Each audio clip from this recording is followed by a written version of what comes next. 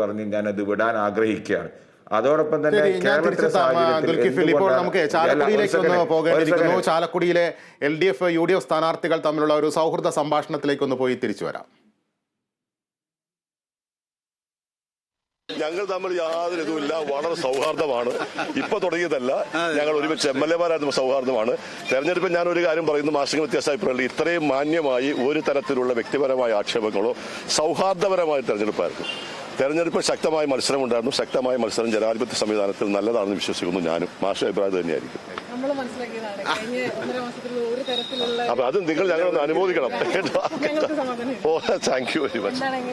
അത് തീർച്ചയായിട്ടും തന്നെ പറഞ്ഞു. അതാണ് മാന്യമായ മത്സരം, ജനാധിപത്യ മത്സരം തന്നെയാണ്, രാഷ്ട്രീയ മത്സരം തന്നെ. ആ രാഷ്ട്രീയ വിഷയങ്ങളെ ചർച്ച ചെയ്തിട്ടുള്ളതിൽ വളരെയധികം സന്തോഷമുണ്ട്, അഭിമാനമുണ്ട്. കാരണം ഇങ്ങനെയാണ് ഒരു ജനാധിപത്യ മത്സരം നടക്കേണ്ടത്. ഒരു മോഡൽ തന്നെ ഞങ്ങൾ ഇവിടെ ഉണ്ടാക്കിയെടുത്തു. തുടക്കം തൊട്ട് തന്നെ ഞങ്ങൾ അത്തരത്തിലുള്ള ഡിസ്കഷനിൽ തന്നെ അത് കാണിച്ചു തന്നിട്ടുണ്ട്. അപ്പൊ അത് തീർച്ചയായിട്ടും ഒരു നല്ല ജനാധിപത്യ മത്സരം തന്നെയാണ് സന്തോഷം.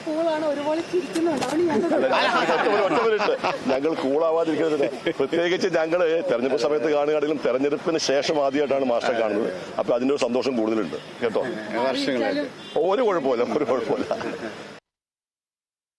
ഇങ്ങനെ ജനാധിപത്യപരമായിരിക്കട്ടെ മത്സരങ്ങൾ എന്ന് നമുക്ക് തന്നെ പ്രതീക്ഷിക്കാം. എന്തായാലും ശ്രീത്ത് പണിക്കർ തുടരുന്നുണ്ട്. ശ്രീത്ത് പണിക്കർ, നമുക്കറിയാം ഇത് ദേശീയ തലത്തിൽ ഒന്നിച്ചു നിൽക്കുമ്പോഴും കേരളത്തിലുള്ള ഒരു രാഷ്ട്രീയപരമായ ആ ഒരു